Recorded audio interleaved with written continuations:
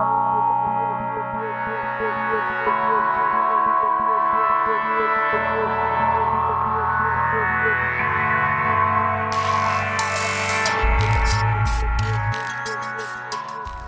je suis Valérie Royer-Garabige, diététicienne nutritionniste à l'Institut Curie à Paris. Nous allons parler de la prise en charge nutritionnelle des patients atteints de cancer. Cette prise en charge fait partie des soins de support.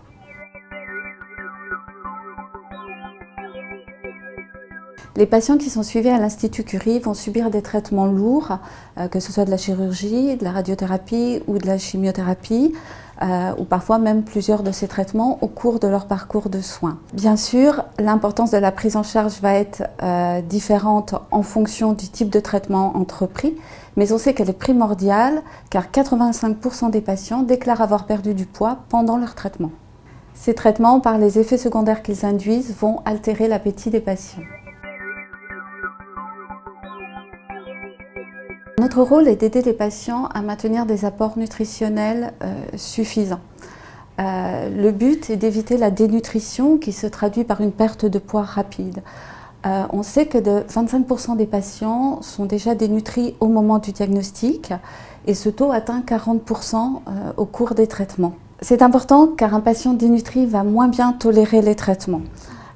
On sait que, par exemple, pour des patients dénutris, on va être obligé de stopper des chimiothérapies dans 20 à 30% des cas. D'autre part, des patients dénutris vont présenter plus de complications post-opératoires ou être plus sensibles aux infections nosocomiales et donc avoir des durées de séjour hospitalier plus longues, ce qui va bien sûr altérer leur qualité de vie. Tout dépend de l'état nutritionnel initial du patient. Mais dans tous les cas, cet état doit être évalué dès le diagnostic et la prise en charge démarrer dès ce moment-là si c'est nécessaire, puisque par exemple, on va devoir renutrir un patient avant qu'il soit opéré. En fonction du schéma thérapeutique proposé, on sait que certains traitements vont entraîner des difficultés à s'alimenter. Par exemple, un patient atteint d'une tumeur des voies aérodigestives supérieures qui va devoir subir une radiothérapie sera vu de façon hebdomadaire. On sait que les effets secondaires vont s'installer progressivement, une sécheresse de la bouche, des douleurs à la déglutition, et donc on adaptera nos conseils au fur et à mesure des consultations, des rendez-vous avec le patient. Dans un premier temps, par exemple, on pourra lui conseiller d'exclure les aliments acides de son alimentation, comme les tomates, les agrumes, les condiments par exemple, et puis progressivement lui conseiller de mixer son alimentation, de la rendre plus onctueuse, de l'enrichir aussi, on lui donnera des conseils d'enrichissement. D'autre part, sur prescription médicale, on peut lui proposer des compléments nutritionnels qui sont des boissons hypercaloriques, hyper énergétiques, délivrées en pharmacie et remboursées à 100% par la sécurité sociale dans le cadre de cette pathologie. Elles existent sous forme de boissons lactées, de jus de fruits, de potage, de crème dessert, de compote. Donc c'est à nous d'adapter la prescription de ces compléments aux besoins du patient et à ses goûts. On peut être également amené à proposer une nutrition artificielle quand la nutrition orale devient vraiment impossible, donc soit par une petite sonde d'alimentation, soit par voie veineuse. Pour enrichir les préparations, nous devons les enrichir et en calories et en protéines. Pour les enrichir en protéines, par exemple une préparation salée, on va prendre un potage dans lequel on va proposer aux patients de mixer de la viande ou du jambon ou de rajouter du fromage fondu ou du fromage râpé. Pour l'enrichissement en calories, on va lui proposer de rajouter un corps gras, du beurre, de la crème fraîche ou de l'huile. Pour les préparations sucrées, les desserts, on va pouvoir les enrichir avec la poudre de lait, ce qui va augmenter les apports en protéines du plat, et également en rajoutant des produits sucrés comme de la gelée, par exemple de la gelée de fruits, de la crème de marron ou du miel.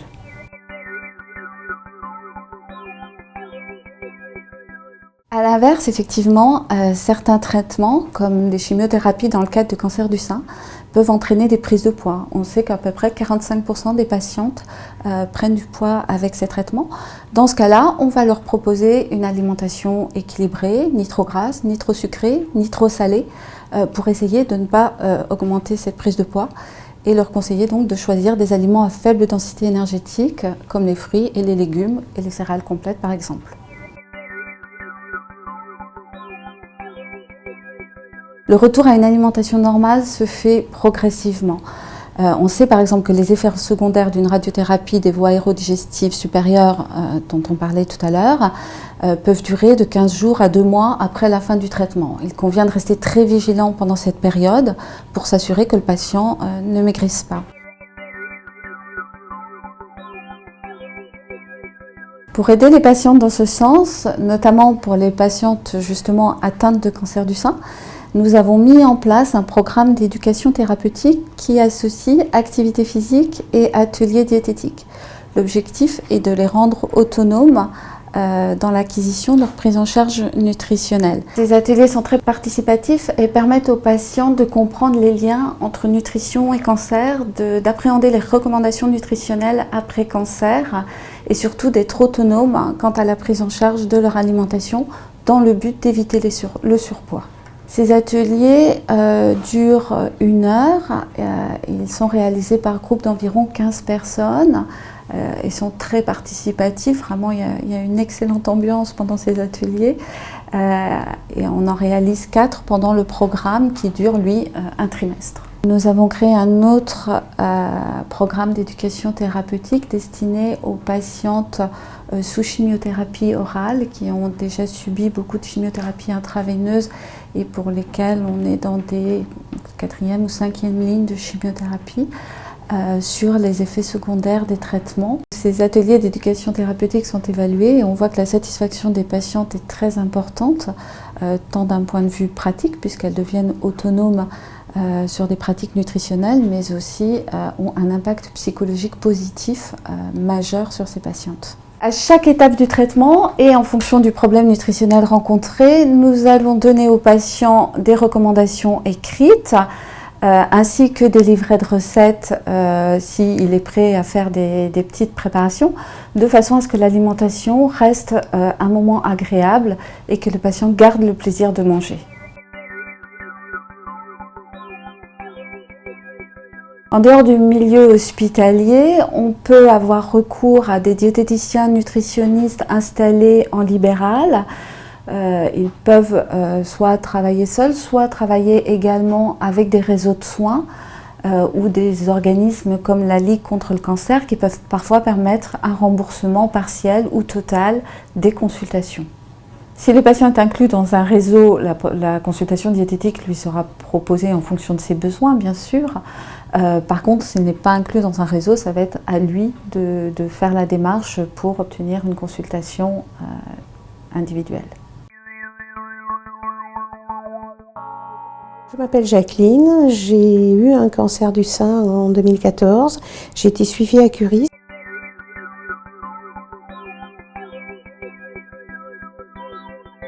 Lorsque j'ai rencontré l'oncologue, elle m'a dit que le surpoids était un facteur de risque supplémentaire pour la récidive du cancer.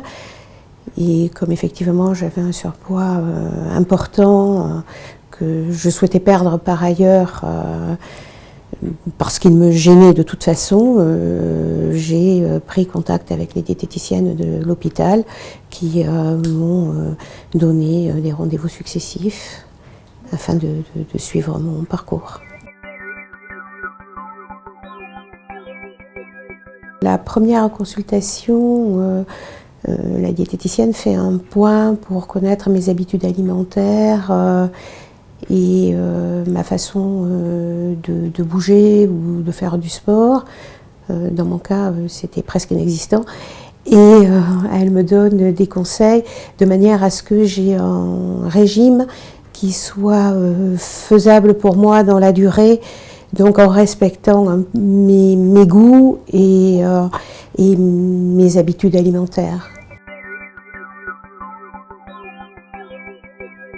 J'appréhendais un peu parce que j'avais fait des régimes dans le temps et c'était des régimes pas forcément agréables et pas forcément rentables à terme. Donc j'appréhendais un peu, mais quand j'ai rencontré Valérie, c'était très différent et très motivant et très accessible, très compatible avec ma personnalité.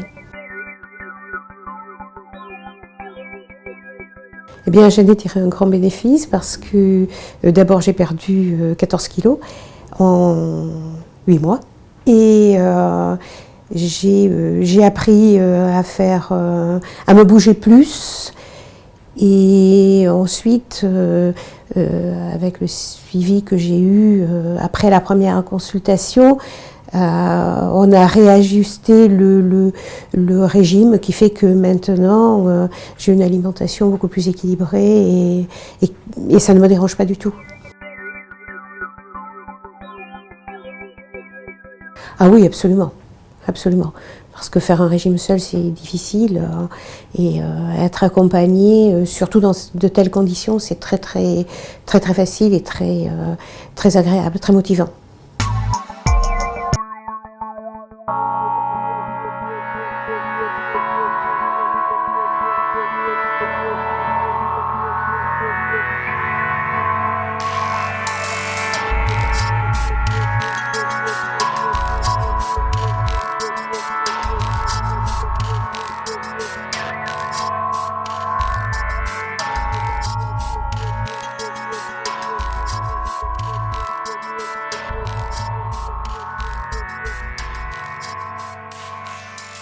Ces tutoriels sont réalisés en collaboration avec l'Association francophone pour les soins oncologiques de support et le soutien institutionnel du laboratoire Chugai.